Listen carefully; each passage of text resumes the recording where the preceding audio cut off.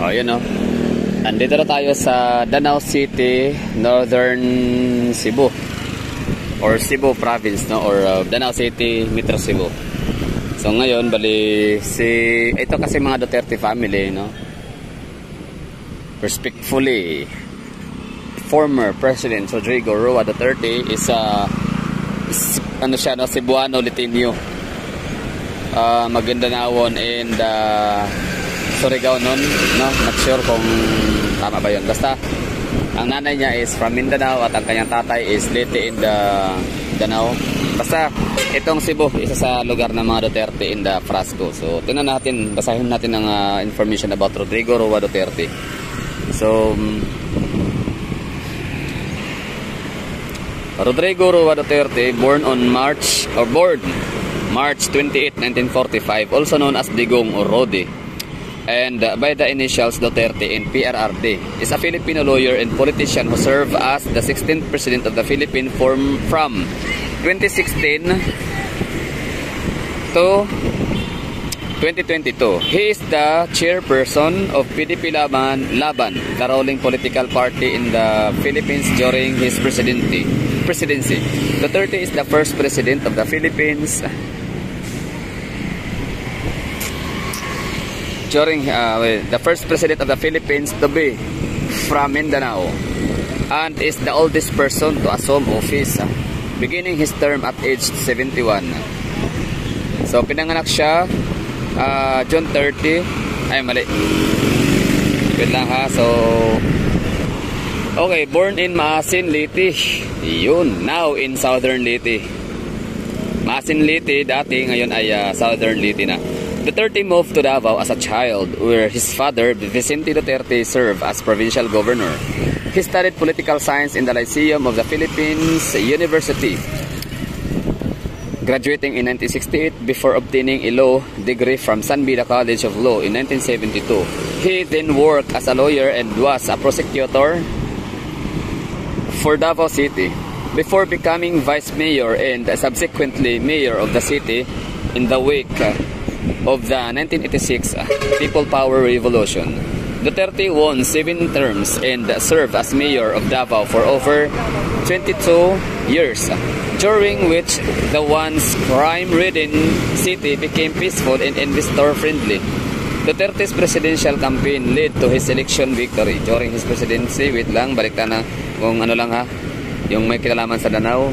Ito na, early life, no? So, Rodrigo Roa Duterte was born on March 28, 1945 in Maasin, Southern Leyte. His father was Vicente Gonzales Duterte, a Cebuano lawyer, and his mother, Soledad Gonzales Roa, 1916-20, was a school teacher from Cabadbaran, Agusan, and a civic leader of Maranao descent.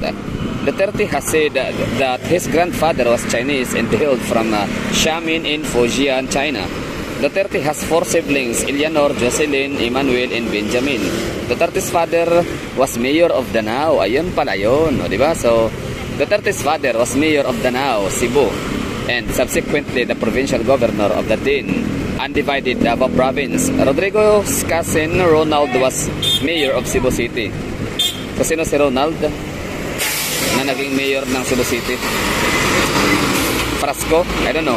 From 1983 to 1986, Ronald's father, Ramon Duterte, also held that position from 1957 to 1959. The Dutertes consider the Cebu-based political families of the Dorano and the Almendras clan as relatives. Ayun, no? Yan pala yun. So, Dorano and Almendras. So, si Frasco, hindi ko pa nakita, no? Basta, di ba, kamag-anak si Frasco and Duterte? Si Sara and si Tina Frasco ba yun? Yung ano? Kasi Tina Frasco yung ating Department of Tourism Secretary. Diba first cousin ho niya si Vice President Sara Duterte. Okay, so yun. Father Ramon. Okay. So minsan pala nung nagkaroon ng mayor ang Cebu City na Duterte ang apelyido. Yun na nga si Ramon. First cousin ni dating Mayor Rodrigo Roa Duterte ng Davao. Dato Duterte considers Cebu families the Dorano, Almendras, no? Kaya pala din may mga Almendras sa Davao, Almendras Gym. clan as relatives. Parang di ba ang sinabi niya dyan si Duterte is, ang bago pa ang mga Duterte sa Davao, Almendras muna. Tama. Ayan, sige lang, kayo na bahala dyan sa comment section mga taga Davao. Siyempre alam natin yan, alam niyo yan, taga Davao kayo, di ba? And mga taga Cebu, alam niyo rin yan kasi taga Cebu rin ho kayo. So Duterte also has relatives from the Roa clan in Liti through his mother's side. Duterte's family lived in Maasin and his father's hometown in Danao. Okay, until he was 4 years old. Okay. Duterte was heavily influenced by his mother who, unlike Vicente, was a staunch anti-Marcos activist, which led the young Duterte to have a divided opinion on the Marcoses. Duterte later said, okay, wala na siyang kinalaman sa Danao. Okay. But unfortunately, okay, the Duterte, okay, move, okay.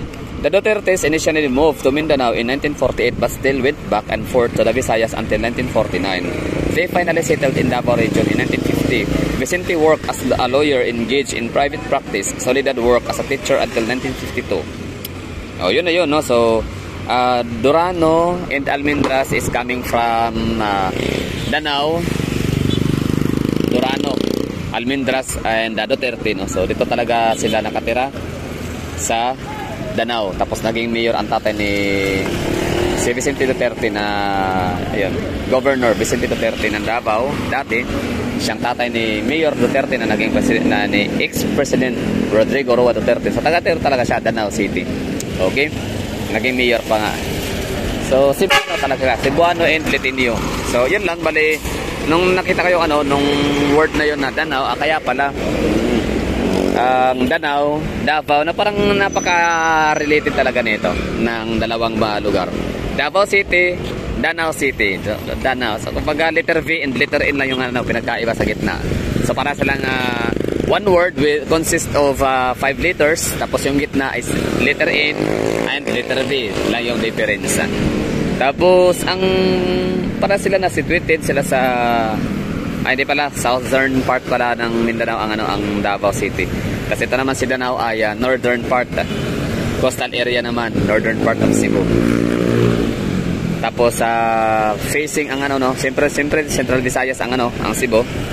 Kaya hindi siya facing sa Pacific Ocean. So Davao is facing Pacific Ocean. Yun lang, no? Tapos linis, kumusta kaya ang dito, no? Peace and order. So mga taga Danao dyan, ako po syempre nag-vlog ko dito sa lugar. So sana mag-comment din po kayo. Kasi meron ako itatanong tungkol sa inyong peace and order ho dito.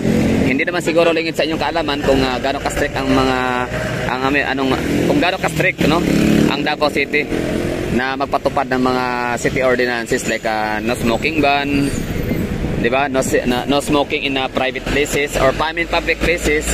Tapos sa mga sa traffic rules and regulations, sa aming speed limit, sa garbage waste proper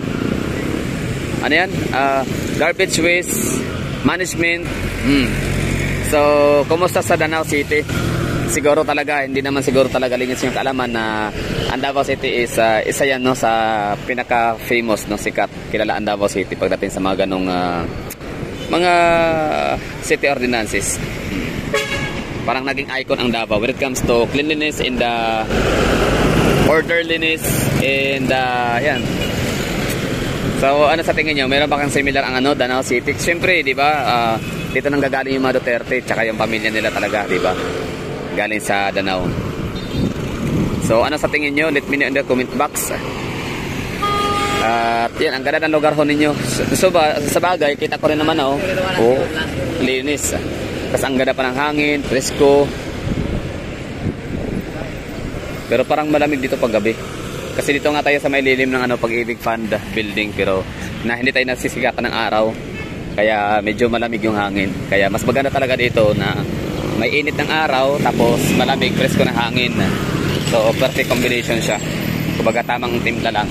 Just like Lapu-Lapu City, no? Presko yung hangin, tapos malamig ang hangin, tapos yung init ng araw, combination, ang ganda. So yun lang, no, bali Danao City. Dito nang galing si Rodrigo Roa Duterte at ang kanyang dito siya pinanganak. Kumbaga dito para sa lumipat ng 4 years old na siya, tapos naging mayor ang tatay niya na dati rin naming kung governor sa Davao. Yan lang. So dito tayo ngayon sa may Sands. Sands is sikat pa dito para siyang ano no. Sa may outlet, sa may pusok sa Lapu-Lapu. May mga yan hukad. Merong Instawin, Ibingo, Seafood Restaurant, Santino's Food Fiesta, Chicken Deli. Oy, may Orange Brotos ulit. Takoyaki, Fuel, Jones, Cebuana, Lowellier, Money Changer, PNB, Eco Appliance Center. Basta Sands Gateway. Pin Shop, Sun Savings Bank, tapos meron Jollibee. Tapos anahan, meron tayong mapupuntahan dyan mamaya na parang boardwalk area. So thank you for watching. I have to say goodbye and then ingat. So mamaya iikutin natin tong lugar nila, no? I-vlog ho natin mula sa park, simbahan hanggang doon sa may boardwalk, sa may coastal or seawall, kung ano man tawag dyan na area. Pati munisipyo na rin nila yung kanila City Hall. Okay, meron na silang metro guys sa ano